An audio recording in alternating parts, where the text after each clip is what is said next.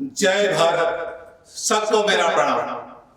तो दोस्तों क्या कहूं, बहुत दुख की बात, बहुत गुस्सा है मेरे अंदर। जो क्रांतिकारी होगा, जो देशभक्त होगा ना, खून खौल जाएगा कुछ देशद्रोहियों की वजह से।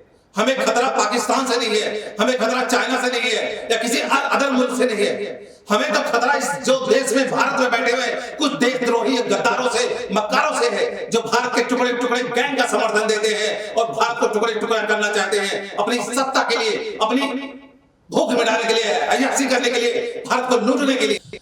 जो लड़ाई चल रही है इजराइल और फिलिस्तीन के बीच में, जो आतंकवादी हमास है, जिसकी विचारधारा, जिसने कितनी निर्मम हत्या की है, बूढ़ों को मारा, बच्चों को मारा, औरतों को नंगा करके पूरी सिटी में घुमाया, उनका रेप किया, उन्हें बहुत बर्बरता से मार दिया और अभी भी कत्लेआम किए जा रहे हैं।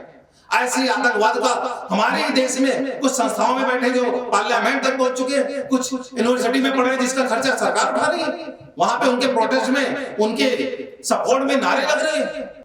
तो ये भारत के लोग नहीं हो सकते हैं। ये जितने लोग हैं भारत के विपक्ष काम करने वाले, कहीं ना कहीं आतंकवादी विचारधारा रखते हैं और ये उन्हीं के साथ खड़े होते हैं। चाहे वो कसाब हो, चाहे अफजल गुरु हो, या जो भी आतंकवादी हो, तो ऐसे देशद्रोही के उनके साथ खड़े रहते हो। रात के 2 बजे कोर्ट, सुप्रीम कोर्ट को खुलवाते हो और उनके हक में लड़ाई लड़ते हो कि उनको छोड़ा जाए, उन्हें बचाया जाए।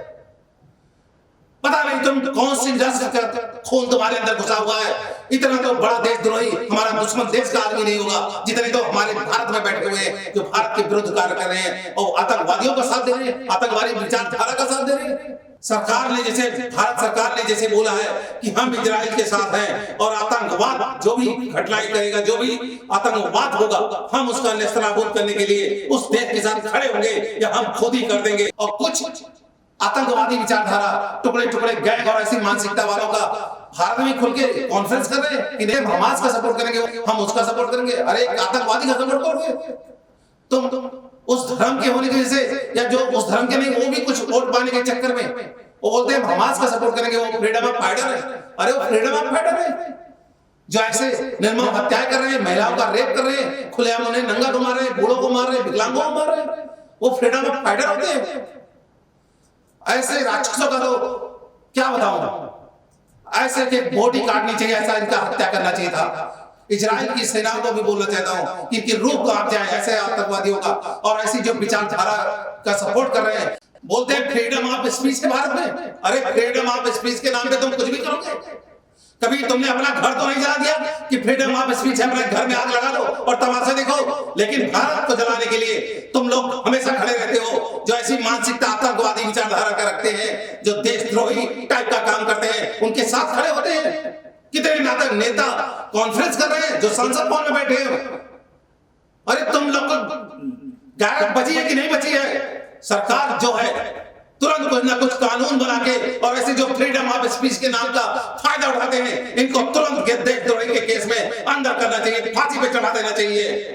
और शुक्र मनाओ कि अभी तुम लोग ऐसे फ्रीडम ऑफ स्पीच के नाम पे बहुत कुछ कर रहे हो, लेकिन जिस दिन मेरे जैसा कोई देशभक्त आ गया ना, तुम्हारी जैसी मानसिकता वालों को कोई कोर्ट, कोई कचहरी नहीं, कुछ भी नहीं, सीधा ऑन द स्पॉट गोली मार दिया जाएगा। ऐसा आदेश दिया जाएगा शासन को, क्योंकि भारत को तुमने इतना खोखला बना दिया है। पूरे भारत में कहीं ना कहीं जितनी अराजकता फैल रही है, ऐसी मानसिकता वालों से फैल रही है और इस मानसिकता को तुरंत खत्म कर दिया जाएगा। ये मेरा गुस्सा मेरा नहीं है, जो भारत का प्रत्येक व्यक्ति जो अपने आप को देशभक्त समझता है, जो क्रांतिकारी है, जो भारत के लिए कुछ कर गुजरना चाहता है, मर मिटना चाहता है। हमारी जो फौजें हैं, हमारी जो सेना, हमारी जो पुलिस है, हमारे जो अधिकारी हैं, जो हमारे रॉ में काम कर रहे हैं, जो हमारे देश के लिए सिर्फ जी रहे हैं, उन्हें कितनी तकलीफ होती है।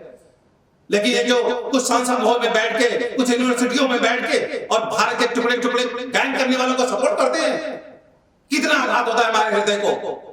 और सरकार को मैं बोलना चाहता हूं, ये जो फ्रीडम ऑफ स्पीच के नाम पे बोलते हैं, कुछ भी बोलने की आजादी है, कुछ भी प्रोटेस्ट करने की आजादी है।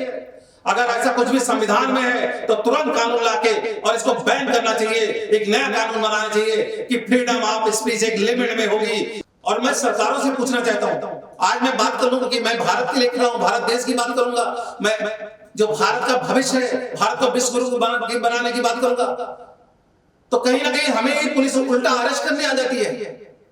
क्योंकि हम भारत की बात कर रहे हैं, भारत के लोगों की बात कर रहे हैं, भारत को खुशहाल बनाने की बात कर रहे हैं। लेकिन जो टुकड़े टुकड़े गैंग हैं, जो आतंकवादी विचारधारा का सपोर्ट करते हैं, वो खुलेआम घूम रहे हैं, नेता बने घूम रहे हैं और उन्हें पुलिस प्रोटेक्शन दी जाती है, पुलिस उनकी सुरक्षा करती है।